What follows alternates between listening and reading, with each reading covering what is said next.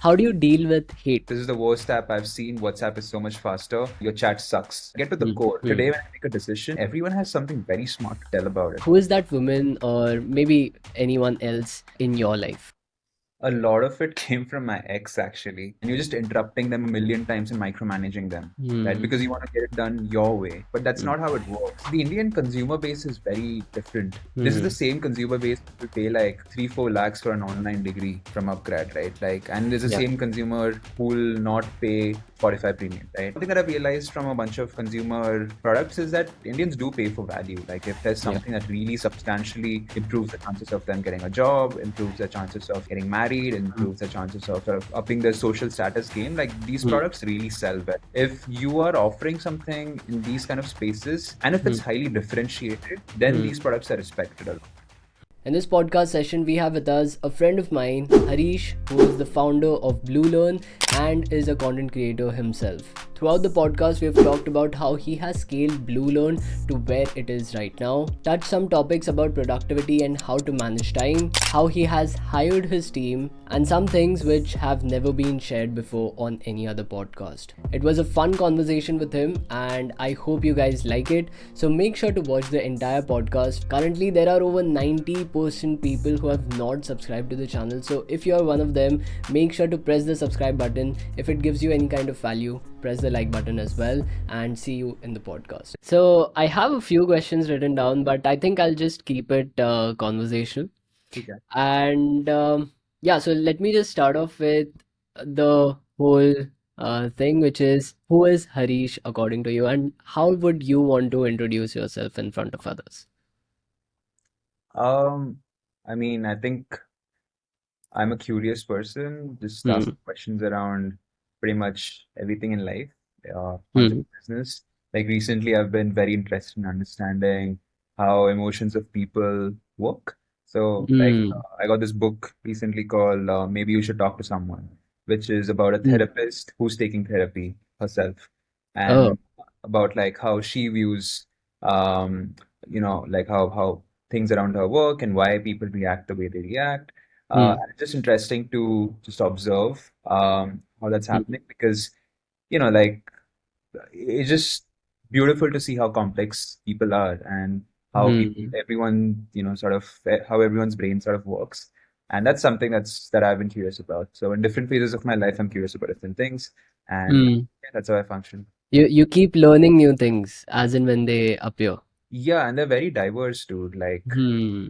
sometimes it's about what kind of jellyfish are found in Goa, right? Like, and sometimes Really? it's about like how I can use the US INR arbitrage to Hmm. probably make money in hiring. Like, it's just Yeah. so vague. It's not just limited to business. But then Hmm. yeah, that's interesting.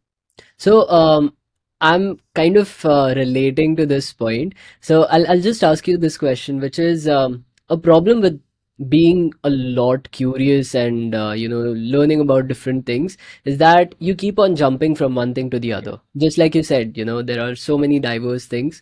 How do you make sure that you focus on the things that really matter? Good question. Like, I would also like to describe myself as lost and Hmm. confused. Hmm. I think with my friends, just look at me and they're like, "You look zoned out all the time. Like, why? What's happening in your mind, right? Like, are you all right? Are things fine? Like I'll be having a conversation, but then my mind's just somewhere else in another universe, thinking Hmm. about what's next, right? So for me, I find it very hard to compartmentalize and schedule things. Like this Hmm. itself, right? Got rescheduled so many times. Yeah. So it's just very like I don't think I'm a very organized person. Like it's Hmm. very hard to say कि 1 p.m. to 2 p.m. ये करूँगा, 3 p.m. से 4 p.m. वो करूँगा. Yeah. Just that I just go with wherever my mind takes me. I think I've seen this a lot with people who do like really exceptional things. For example, people who generally are not accustomed to the timetables we have in Yeah. schools or colleges. मेरे साथ भी ये problem होता था. So I was like, I couldn't follow the timetables. Like 1 say 2, I have to do English, and then 2 say 3, I have to do something else. Yeah. It just wouldn't work like that. For me, I needed that free time. If I get into something, I'll just get into it.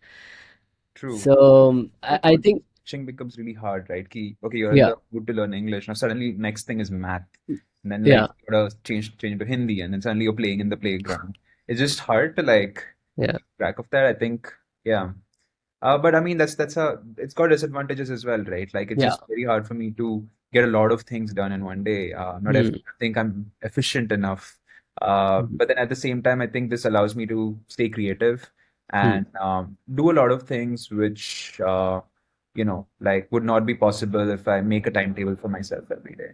And sometimes, Hmm. like even in business, a lot of like the way a lot of startups work is that you just create something new, Hmm. give it to people and experiment and see if it works or not, right? And the Yeah. very first step is that spark, where you have to like come up with something. And I think this sort of flow just helps you come up with things while having timetables is sort of, I don't know, Restricts maybe you. it doesn't. Yeah. But then, yeah, Hmm. I mean, this is the way I function. So, So, like at Bluelearn, what is the hat that you're wearing at this point? Or do you just work as a journalist and work on yeah. multiple different things? So my co-founder like really is against me just being all over the place. Hmm. So I think he helps me balance like being too generalist, being too much of a generalist and like kind of being a specialist. So Hmm. he's helped me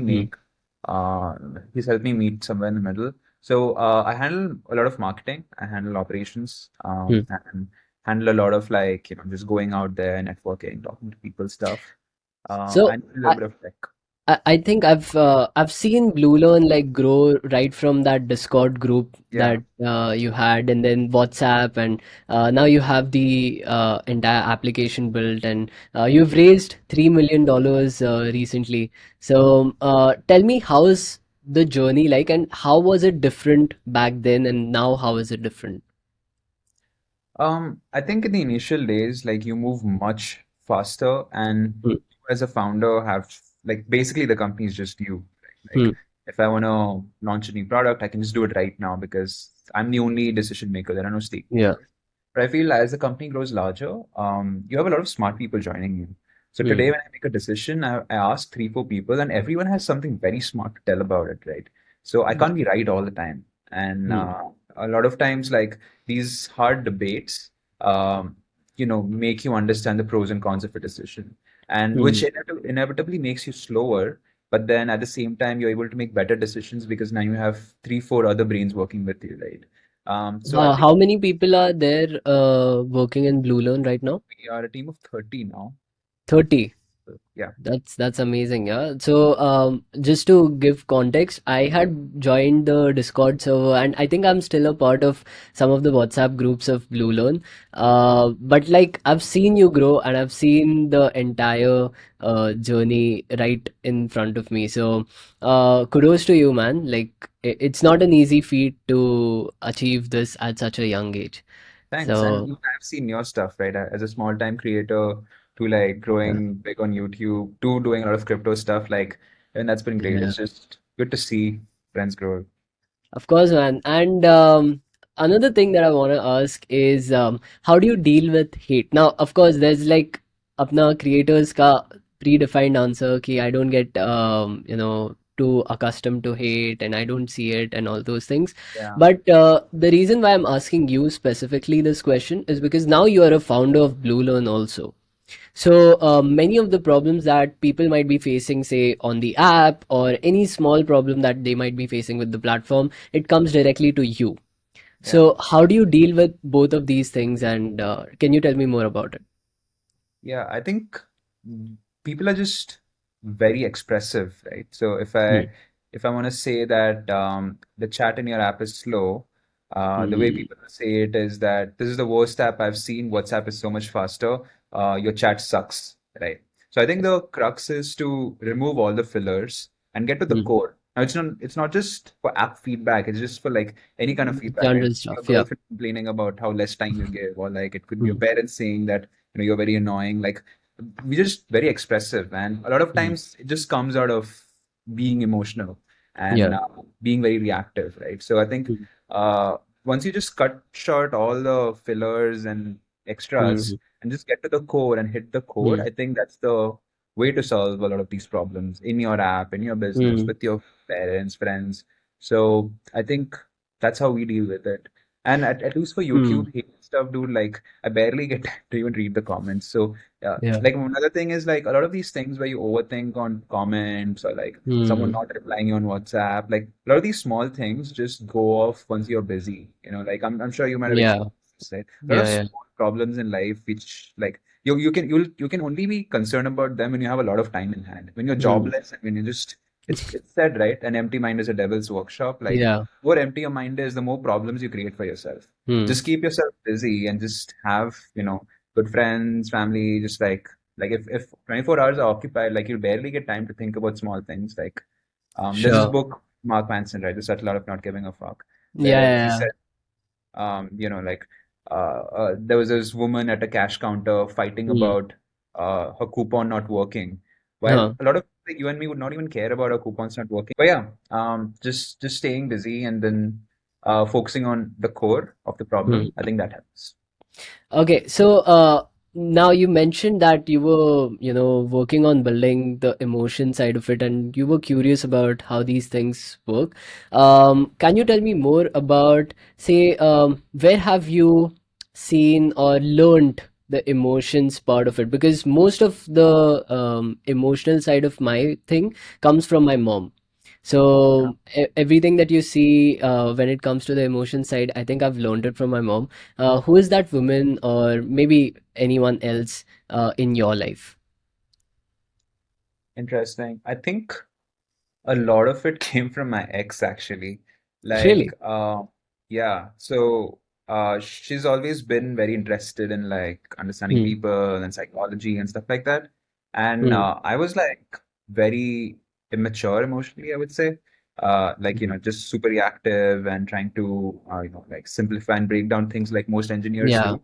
Yeah. But then I think she really made me understand like empathy, Hmm. compassion, like how you sort of see things from others' POV, a bunch of these things. So I think she did play an important role, and yeah, I think a lot of it, not a lot of it, but like a decent Hmm. chunk did come from there. At least my interest in Hmm. understanding people and emotions did come from there. So I feel like relationships Hmm. do teach you a lot about seeing things from others' POV, I like, think and that helps you. It's sometimes I'll painful, yeah, but I then know. And I think I have the similar kind of thing just like you. So, for example, if someone tells me that, Ali, I can't study today and these are some of my problems, so I'll just ask him, कि भाई क्यों नहीं पढ़ पा रहे? Why are you not able to study? I'll try to break it down. I'll be logical about it when the other person would just want to, hear himself out or something like that. So I think exactly, yeah. that's a problem with almost all the engineers out there. We are like trained logically to look at problems and solve them and Yeah. break it down. Amazing. So Yeah, and like the the next, urge give tell me. it- yeah, I said like the urge to just give a solution is very high among us, right? Yeah. Like as you said, a lot of times you just have to be a Mm, good listener, like mm, not like obviously it's someone else's life, like you need so yeah. much context to even give a solution. It's fine. Like if Mm, someone's nervous or angry or like, just I think they just need a good listener at the end of the day. yeah. Like even at like for a lot of people who like have a lot of problems, everyone Mm, knows their answer, right? Like everyone knows, no one knows themselves better than them. Like you can't really do much. It's like when you go for therapy as well, like you mm, know what insecurities you have, you know what your weaknesses are, you know where you have to work at. But all the mm, therapist does is like ask the right questions to make you talk about it. mm, And I think even uh, like even for you, even for us like engineers, a lot of these mm, emotional, like after a lot of these emotional things, you can't really give a solution. It's hard. yeah. Then at least you can make the person uncover what Mm. they want to actually say. Do you face any sort of like they say everyone has their own negative side, right? Yeah, Do you think that there are some things that maybe you can improve on apart from the obvious, which is what you said? yeah. But apart from that, is there anything else that you're currently working on? So right now, I think I'm working on actually being more empathetic in a way. Hmm. Because I feel as you become a creator, as you become a founder, when Hmm. your name and your face is there everywhere, Yeah. it inevitably makes you, I would say self-centered, but like you sort of become the focus, right, Hmm. of everything in a way. Hmm. And even because of external validation and stuff like that, Hmm. every time you, sometimes you might just not think about the other person and how they might react to it, right? It Hmm. could be a joke that you make, it could be probably decisions that you make. For Yeah. example, say you're giving work to someone and you're just interrupting them a million times and micromanaging them, right? Hmm. Because you want to get it done your way. But that's Hmm. not how it works. Sometimes you just have to Yeah. trust the other person and be like, look, I trust you. And even if you mess up, it's fine. Like Hmm. I've hired you and you should be, I hope you give your best, right? It could Hmm. be right, like and even with your friends, family, like a lot of times you just I think I'm not able to put myself in their shoes and see how Hmm. they'll see things. So that's one thing that I'm working on, where I just like shut up for some time and like see things from their point of view, be a little bit more empathetic and Hmm. not like be too selfish in a way. I think one of the reasons why this happens, and something that I've, understood, is because I do keep myself in their shoes. Okay. Yeah, I say that, okay, if you're not able to study, let me keep myself in your shoes.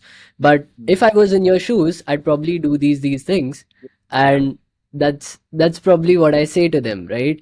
And it just defeats that purpose because they won't be doing that thing. exactly. They are not me, or they would not act like me. So yeah, I think I face the same exact thing. That is hard, right? अगर मैं Yeah, उनके shoes में रहता तो मैं पढ़ता. How can they not do it? You start asking questions exactly. like Yeah. that. But that's the kind of person someone else is, and you just have to accept it at times. Bluelearn has grown to such a big scale. What are your future plans with it? I think two things. I mean, majorly from a product perspective, A is retention. Hmm. So in today's day and age, it doesn't really matter how many users you have. All that Yeah. matters is how many users can you retain every month, right? Hmm. So, what can you do to make sure that your retention rates are very high? How can you make sure Hmm. people are coming on your app every day? So that's Hmm. one of the core product problems that we're solving every day. How do you solve Okay. for engagement? How do you solve for retention? And the second one is monetization, right? Now that you Yeah. have so many companies hiring, so many students coming on the platform, so many freelancers coming on the platform, where can you find value and where can you make Hmm. large revenues? So, Uh, one so thing that I've seen, okay. Bluelearn right now is not monetized, right? It's Mhm. completely for free. Anyone can use it and come on the platform. One thing that I've noticed is with such platforms, when you're giving so much value for free, um, you can't Yeah, especially turn those things. Ye din se we'll start charging for that. You'd probably have to yeah. invent some new features or some new things, which people are not ready to give up, but the core things are still for free. So right, so I think I've faced this problem with my personal branding. So Ah, recently I had launched my own courses, right? And because I was teaching every single thing on my YouTube channel, it was like half free mein hai, you can watch it on your own pace, and I was like literally giving them exact simplified things and every single thing over there. Even GitHub के code जैसे मैं open source करके I would just put it out there. And then I realized, you know what, like I hosted a website which was basically for sentiment analysis. And so many people started using it कि server cost मैं खुद से नहीं भर सकता था, मैंने बंद कर दिया वो website. And then I realized we actually need to start monetizing these things. Instead of giving everything for free, maybe just teach them the small parts and monetize the other things, the premium things maybe. When I did that switch, a lot of people started to say कि यार अभी तो तू सब monetize कर रहा है, you're starting to you're a sellout or something like that, so how would you deal with that? Because I think that would come with Blue Loan's platform as well. yeah, very interesting question, actually. So the way we look at it is, in terms of monetization, I think first step would be we'll be charging the businesses first. Hmm. I think like we'll be exploring a lot of B2B ways. And also monetization is a very experimentative, iterative process. I say Hmm. achanak se monetize, you have to run a bunch of Yes. experiments, see what price points work, for which target audience does it work, and what plans should you have. Like it's a very iterative, Hmm. long-term process. Like even the largest companies change their monetization strategy Yeah. pretty often. So that's one, businesses would be charged first. So at least at that point, I wouldn't get Hmm. backlash. But and the second one is, you know, like the Indian consumer base is very different. Like this is the Hmm. same consumer base who will pay like 3-4 lakhs for an online degree from upgrad, right? Like, and there's the Yeah. same consumer who will not pay for Spotify Premium, right? So Yeah. it's like you need to sort of one thing that I've realized from a bunch of consumer products is that Indians do pay for value. Like if there's Yeah. something that really substantially improves the chances of them getting a job, improves their chances of getting married, Hmm. improves their chances of like sort of upping their social status game, like these Hmm. products really sell well. Right? So Yeah. matrimonial sites say like, hey, all of these guys make a lot of money. And if you are offering something in these kind of spaces, and if Hmm. it's highly differentiated, then Hmm. these products are respected a lot, right? Hmm. Like Cred gives a lot of loans. Cred has a peer-to-peer sort of lending Yeah. platform, Cred Mint, and Hmm. you'll rarely hear complaints about them because that's how they've positioned themselves. It's positioned as something Hmm. new. It's positioned as something which actually helps you uplift your social status and gain more wealth. So Hmm. I think you need to build a very strong brand in that sense, Hmm. and that brand has to look very different from other people. The moment it Hmm. is like one of those courses which you can find on Hmm. Udemy and you try selling it at a higher price point, then Hmm. people will be like, oh, ye to har jagah mil raha hai, you're a sellout, blah, blah, blah. But the Yeah. moment you have something very differentiated, which these guys haven't seen before, Hmm. and it's at like an affordable price point, and it has a very tangible outcome, Yeah. which they can opt for. These ones do well.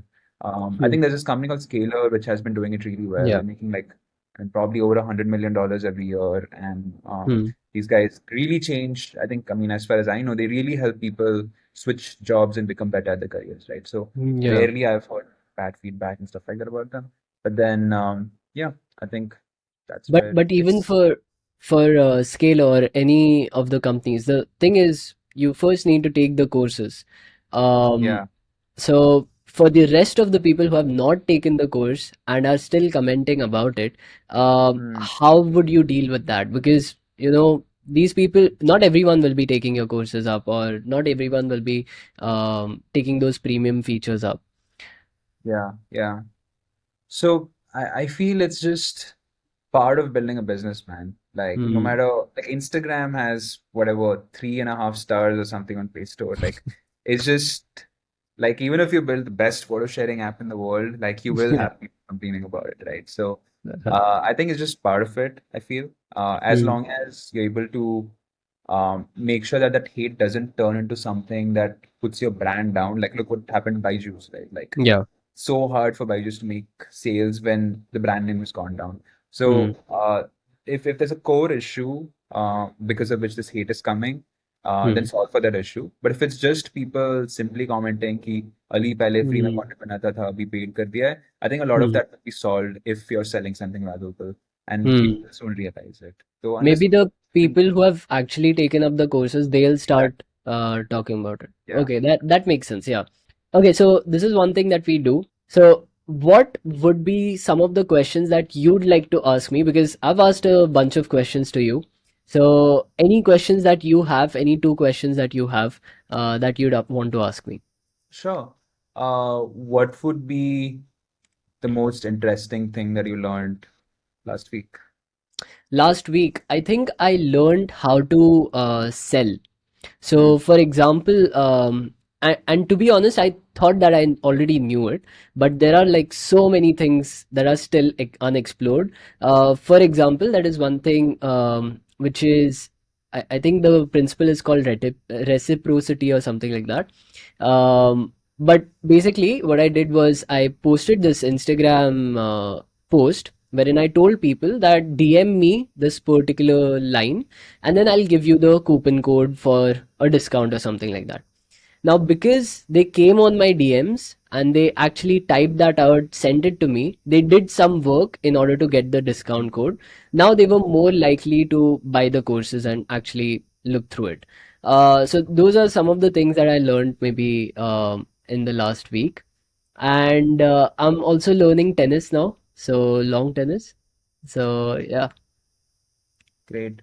I think in the selling part, it's similar to Google Photos, right? You go there, upload all your Hmm. photos, and one day you realize your storage is full and you have to pay for it because you already Yeah, have put in so much efforts to upload them. That's very interesting. exactly. And second question would be, what are these few qualities or things that you have as a person, which maybe most people around you don't have, which gives Hmm. you leverage? I think because I'm talking to you, it might just be like, हाँ ये तो सब में है, but probably I'm really curious. I love exploring new things. I'm facing the exact same problem, and that's why I could relate so much. Ki, I jump from one thing to the other, Mm, and I'm not able to focus on just one thing. So a solution to that, I've realized, is just find people who can focus. mm, So, say for example, if I'm doing my courses thing, right? Probably in the next 3 months, I'll build some courses, but then I'll move on to something else. mm. But then if I find someone who is just specialized in courses and selling them and keeping them alive, then probably I can partner up with him and he can run the business. I can just come in, do the courses part again and again, and he can grow it further. Awesome. Very interesting. Yeah. For me, it's my co-founder. He's very focused. He's very focused. Amazing. So, do you think, when you are looking for co-founders, should you have like really complementary behaviors? Like you are really focused and this person is not focused at all? Or should you have things in common? Because there's a constant fight between the two, Yeah. Maybe your values might not align with the co-founder, which is also very important. Because if Yeah. they don't, then you don't have the same vision for the company. So, how do you find that balance? I mean, it's just very hard to know how your values match, don't match, and if the compatibility from day one. I Hmm. think it's just you guys working on something together, hanging Hmm. out for a long time. It just comes with time, like it's that Hmm. dating kind of period, right? Where you Yeah. just spend time with each other and then discover if you Hmm. guys are compatible or not. Fights are inevitable. Fights would happen, Hmm. right, regardless. But then it all depends on how you move on from that fight, what you have learned from it, and how things are Hmm. proceeding. If it's becoming so toxic that work is not getting done because you guys are Hmm. not able to go on the Constantly same fighting. Yeah. page, then things are bad, right? Hmm. Like Shreyans and I fight a lot, like pretty Yeah. much once a week or once in 2 weeks. And these are like bad, bad fights. Like this is Hmm. not this. Like I don't like this part. I don't like that part. Like we have to work on this, work on that. But then like no matter how bad or ugly the fight gets, like the very next day or a couple of days later, like we always move on to the next big thing because we Hmm. know that's how it works. And we've been doing this for 4 years, right? Yeah. So it's and like I can confidently say that we'll stick around for a very long time. So Hmm. it just comes with time, I feel. And it's Hmm. very, very hard to sort of just see someone for the first time and say, we're compatible or not. Uh, Hmm. so yeah, man, like it's pretty much similar to dating. Let me go What's the over to consequences if you guys break up? yeah. Yeah. So, don't you feel like caged? Because, say, for example, you have to allot certain amount of time and effort to Bluelearn, and then maybe you can explore and do other things. So, don't you feel like, okay, this much amount of time, I want to spend it on exploring. I don't want to spend it on just one thing for the rest of my life, Yeah. or maybe for the rest of Bluelearn's this thing. So, Uh, do you feel that way?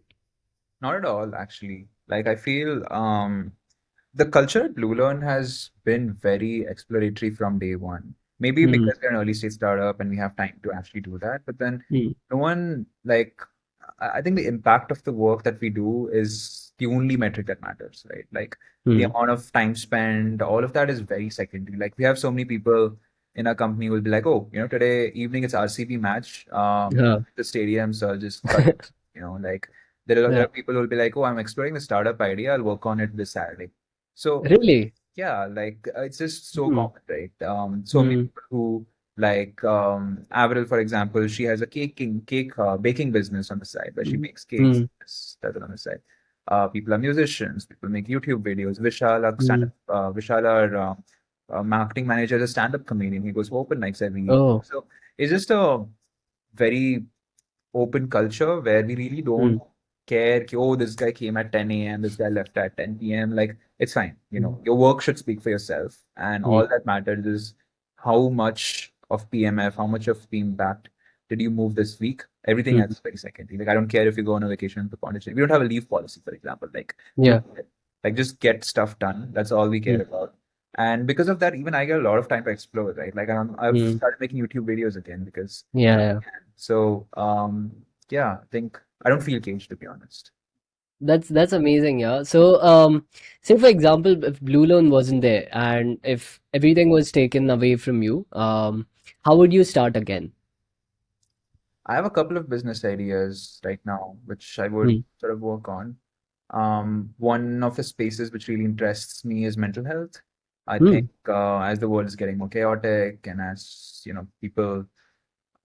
as people are getting more privileged, Mm. Maslow's hierarchy, right? Like Mm. as people earn more, you Mm. have more of these problems where you're finding your true self, where you're dealing with Yeah. sort of life issues. Like there are so many things which are happening, and I think there needs to be a more affordable, a more accessible solution to it. Therapy is very expensive right now.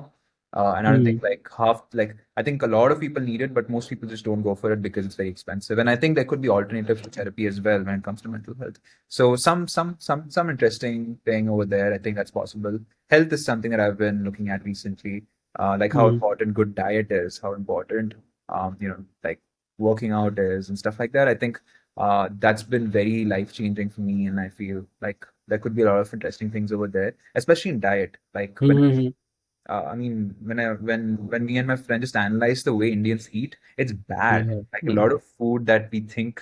I mean, no offense, but like our moms are great. They make great Yeah. food and it's a lot of love. And uh, but then ultimately, like when you just break it down scientifically, nutrition Mm. wise, like Indian food is not optimized for like health, right? Like a lot Mm. of us are just skinny for a reason. Like it's just, Yeah. and we're nutrient deficient, and we have less protein in our bodies, like for a reason. It's just our Mm. diets haven't been that great for a long time, and I feel like there could be a solution built around it. I have a Mm. couple of friends working on it, and the demand has been great. They're doing pretty well. So yeah, these are a few spaces that I really want to sort of jump into. I think with the nutrition part, so I had a teacher and he was explaining this one thing to us, which is our generations. If you look at it, Indians don't have a tall height, Mm. and that is the one of the reasons is because of nutrition. So I think I quite agree with you. That is quite needed right now, especially in this space. Yeah, and like even if you just look at the way people eat, like I feel Hmm. it changed a lot, like a lot of us just eat way too much carbs, very less protein. Like it's very simple, like you can change Hmm. it very soon. But then another interesting insight that I found out was that the reason why it happens, the reason why we just eat, say, vada pav and become happy is because healthy, nutritious food is expensive and most of us can't afford Yeah. it. Right? Us eating eggs every day, us having steak, like all of that is expensive, and Yeah. a lot of Indians just cannot afford it. So there's another reason. But then again, like unawareness is also sort of something that adds to it. So, how would you solve this problem? Now that you have this problem, I Yeah, want to understand how your brain works. So, yeah, how would you basically break it down, and how would you go ahead and build something on top of it? yeah. So firstly, I'll sort of break down the consumer base, right? Now Hmm. you have a set of people who know inherently through news, through YouTube, वगैरह, Yeah. I should eat healthy, right? Yeah. And they can afford it, right? So Hmm. a lot of working professionals, say in Bangalore, Mumbai, whatever metropolis, Hmm. and people who work out as well, right? Now, Yeah. I'll I'll just hyper specifically target that audience who Hmm. go who go to the gym, who can afford buying food for like 12,000, 15,000 a month, if that's a Hmm. subscription price, and people who like they know I don't have to educate them कि अच्छा healthy खाना Okay. चाहिए. They know Hmm. कि high protein खाना चाहिए for Hmm. me to build muscles. They know that I need to have low carb diet. Hmm. Now, the only problem that they are having right now is they don't have any solution in the first place, right? They haven't Hmm. found a solution yet. So first step that I'll do is I'll go to every single gym and talk to these kind of people, understand the problem, understand their dietary preferences, and solve for it, right? So Like, this is the market research kind of part. yeah, right. And then Hmm. just solve for them. Now I'll start selling them customized diets and stuff like that. Yeah. Like my friend who started out, like he did exactly this. Like he just goes to Hmm. different gyms and just targets these people. Now, once you capture this audience, then you reach the second layer, which Hmm. is people who maybe work out, people who can afford, but just don't know that healthy food is the way to Hmm. sort of Awareness is lacking. awareness is the lacking problem. Yeah. So now the way to solve for this is A, they should know that just working out is not going to help you. You'll have to have good Hmm. diet for you to Hmm. like actually have a healthy body, right? Hmm. Like if you're just having chole bhature every day and then working out, it's not really gonna match. So um, now you sort of solve for the awareness problem. Hmm. Where you maybe push out content, maybe you do ads and stuff like that, and solve for Hmm. awareness. Make sure that these people know that, oh, look, the reason why I'm still Hmm. skinny and the reason why I'm not able to like bulk up is because I haven't been eating right. The Yeah. reason why I'm getting a beer belly is because I've been having way too much carbs, Hmm. or like very high fat diet. Like once you like make them aware of that, they'll know okay, this is the problem and I'm looking for a solution. And that's when Hmm. you jump in and you're like, okay, look, this is what you should be doing. Um, and yeah, dude, so you just break those segments down and Hmm. realize who your true customer is. Now, if I had Hmm. started solving for the lower bunch first, would have been very Yeah. useless, right? Which a lot of us do, like people who cannot afford, people who are not aware, and people who don't. Try to target the mass audience first. Yeah, like that's just not going to Yeah. work out, right? And that's what I mean, the mistake that I did while I was doing a lot of side projects earlier was to just target these people who Hmm. never did that. So back then I used to build websites and like Yeah. chatbots, and I used to call up restaurants which were barely breaking even Hmm. every month, right? Like then they don't want to improve their website. They don't know what a Hmm. chatbot is. They don't care, right? But then when you try selling to them, you just waste a lot of time and resources. I had seen one of your LinkedIn posts, or I think it was on, it was a tweet while back.